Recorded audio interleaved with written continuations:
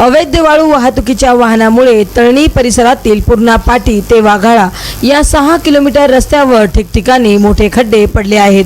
त्यातच टाकळखोपा येथील रस्त्यावरील खड्ड्यात वाहन फसल्याने संतप्त झालेल्या विद्यार्थ्यांनी तेथेच आंदोलन केले।